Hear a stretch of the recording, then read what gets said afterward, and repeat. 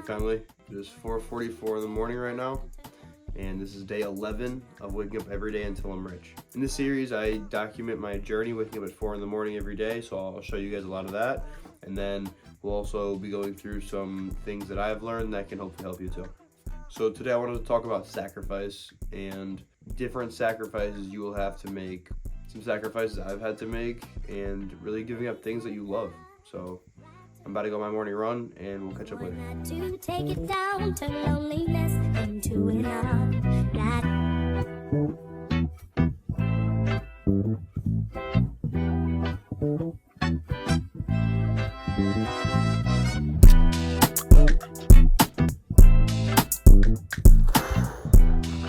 So I was just thinking, everyone hates doing these things. Like right now, running out in the rain today.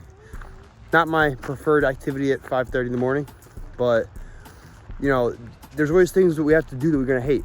So, quick game. This is a big tip right here. Random.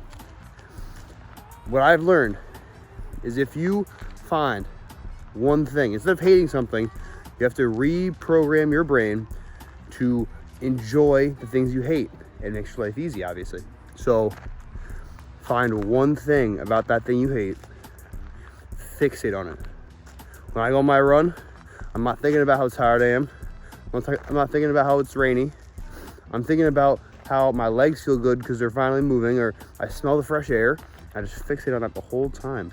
And I've learned through doing that, I've reprogrammed my brain to not despise getting out here, even if it's raining, 30 degrees, whatever it is. So that's a good tip.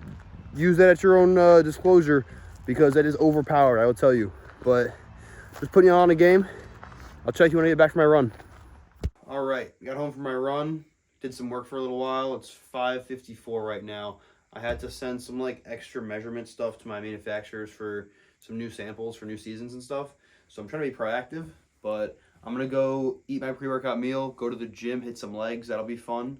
And when I get back, we'll talk about sacrifice and the 5 things that all successful people have to sacrifice to make it to the top. So stick around, we'll go through that later, and I'll catch you after the gym.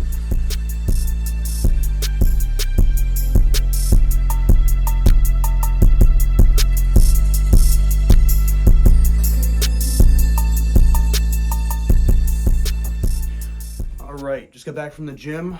I hit some legs today. That was not bad. First time back in a while since my tattoo and being sick. So went pretty hard, not too bad. Hit some pretty heavy sets, so I'm happy. Today I want to talk about sacrifice and what you have to sacrifice to be successful in this life. I have 5 tips here that I want to go over. I think they're all equally as important. And one of them is a 2-part, so it's kind of 6, but not really. So first thing you will have to sacrifice on your way to your success point in your life, where you see yourself, where you want to be, is time, obviously. So time is one of those things where we only have 24 hours in a day. You can't make more. You know, you can certainly have less, but you can't make more. It's set that way. You know, a lot of it's used from sleeping, eating, general things, working if you work a day job. What you'll have to sacrifice is you'll have to start using the time that you already have available. So if that's the time you get out of work and you know you have 2 hours before you go to the gym, you'll have to start using that time. You know, just the morning time before you go to work and you usually just hang out, use that, right? And you'll start using that to sacrifice that time to start increasing your work output and to start really putting more into your desired outcome. Now, since like I always say, it's a numbers game, right? So if you're doing more than the person that is doing the same thing as you on the other side of the country, your percentage of winning is greater than theirs, right? It's competition. So if you really want to increase your chances of being successful in whatever you're doing, you will have to start sacrificing more of the time that you use for other things. So if that's maybe going to the gym a little bit less, doing a different split so you're not, you know, at the gym for an hour and a half and you're rather there for 45 minutes, but doing a different type of split. Things like that, where you'd have to sacrifice, you know, playing Xbox, watching a movie, spending time with somebody.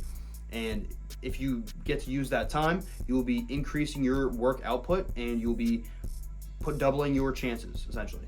Now, I'm not saying that the more hours you work, the more successful someone is, because you can always work smarter, not harder. But if you can work smarter and you can work double that, you're just doubling your output and you're gonna get to your goal that much quicker. Now, number 2 would be energy, okay? Same thing with time during the day. There's only a certain amount of energy your body gets and gives throughout the day. Now, that's according to your circadian rhythm, you know, the natural rhythm of your body's energy. It's also based on knowing yourself, like we talk about a lot.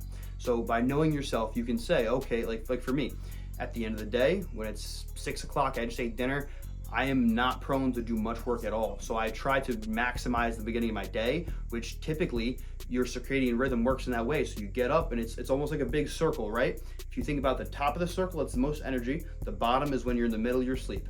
So when you wake up, you're on that spike, you're going up, maximize it until that middle point of your day, and you will be getting the most output out of your work. Learn to capitalize by knowing yourself and your energy rhythms, and to get that better creative, high energy productivity out of your day.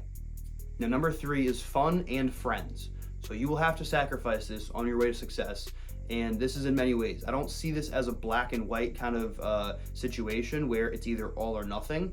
I did in the past, I used to think that way. I used to think, okay, you know, if I just cut all of that out and I just go grind mode, I just go ghost, I will eventually sacrifice these, you know, couple years until I make it. And then when I make it, I'll relax, get to see my friends, whatnot.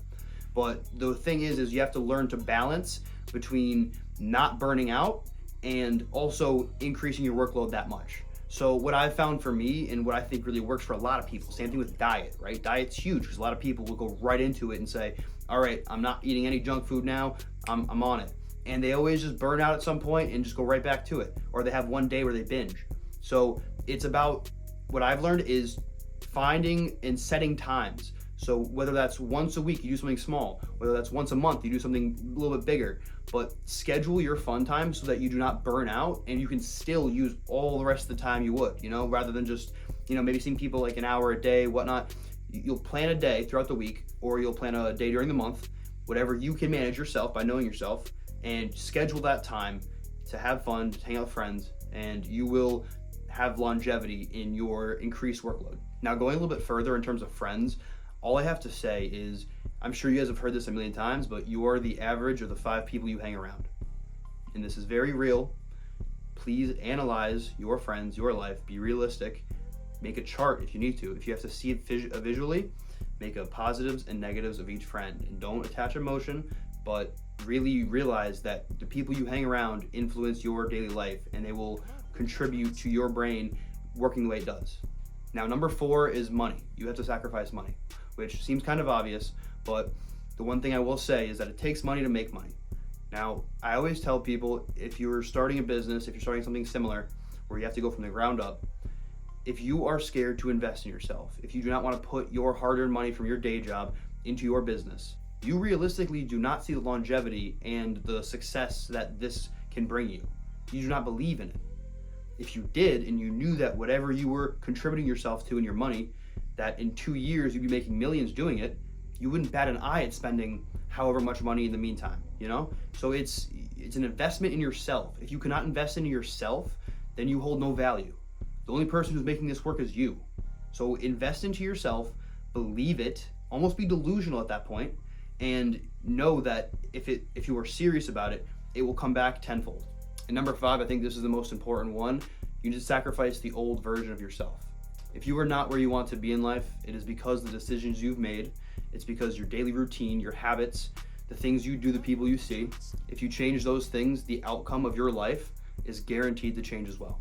I know it's a very simple way of putting it, but I do want to make a separate video on destroying the old you in a different day and go more in depth than that, because that's a huge topic. So I'm going to make a video more in depth about that pretty soon. But in the meantime, I hope you guys have enjoyed the video. I hope I helped at least one person out there and you guys got something from this video. And I hope you guys have a great rest of your day.